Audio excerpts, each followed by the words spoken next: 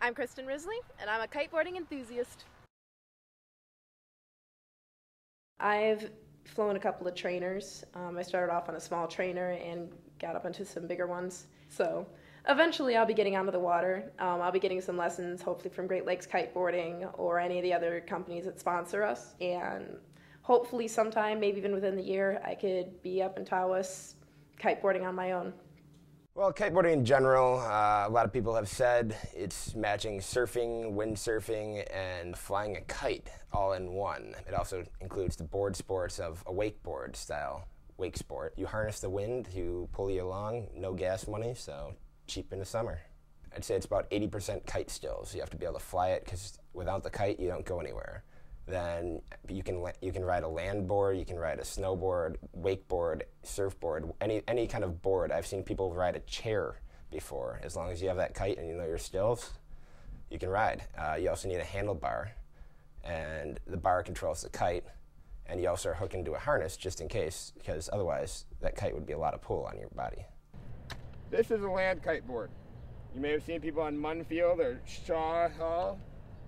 You can ride on a much smaller kite because there's a lot less resistance. Kiteboarding around the world is really getting a lot bigger. You see a lot more of it in like South America, Central America. People are boarding more, and with like all the pro-am tournaments and everything, people are getting more into it. Oh, that was awesome. This is a trainer kite.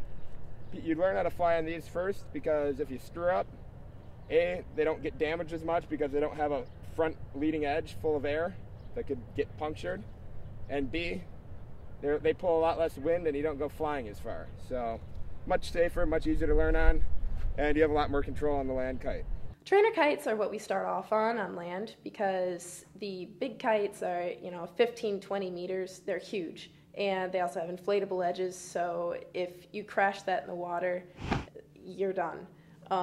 It's not good to start off on that because you could get injured or you could break some expensive equipment. So what we do is we start off on land with trainers. You could start off with a small one and then you get bigger and bigger. Trainers can range from anywhere between 3 meters to some of them are 6 or 8 and I think past that you usually start getting into the smaller actual kites.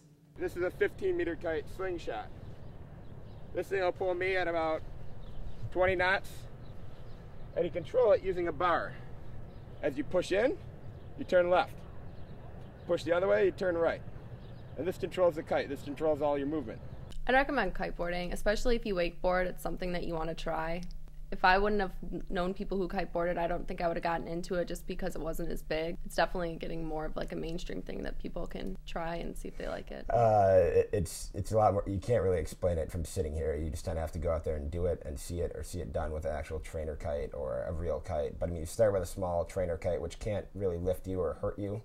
But the bigger kites, unless you know what you're doing, they can even cause death. But once you know what you're doing, as long as you are safe, they have plenty of safety releases. The kite will go before you. You'll be fine and safe. If it's windier out, you don't want like a little kite or you're just going to get tossed. So the harness hooks into the bar. This little strap feeds back under. It keeps it from falling off. So this is a locked in position. But if you get into trouble and you're about to get out of hand, you have what we call it, the fuck it switch. You pull this, bar goes off, kite lands, crashes down. And this, you hook onto one of the strings so it keeps the kite attached and you don't lose your gear. Because it's expensive gear, you don't want to lose it. I wouldn't really call it an infant sport. It did start off semi-recently. It's been gaining popularity in the last couple of years. It's not completely unknown, but it's not something that's right in the limelight that everybody knows about.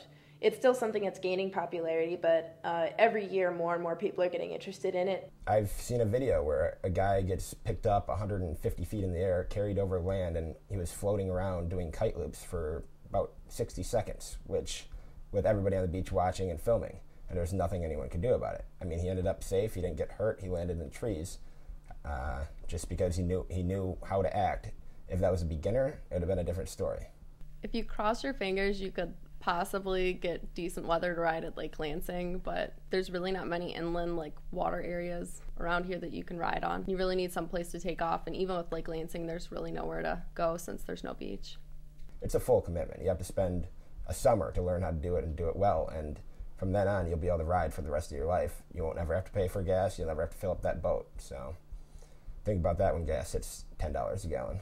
You can always rent gear. I recommend renting gear before you buy any, because if you don't like the sport, it's a big waste to go out and buy everything, and then you're never going to get the resale value you'd expect. Especially, like, don't buy a used kite unless you, I don't know, I wouldn't even buy it if I knew it, like, from someone, just because there's only, like, a useful life or something for so long. In one phrase to describe kiteboarding, I think I'd tell them better than sex.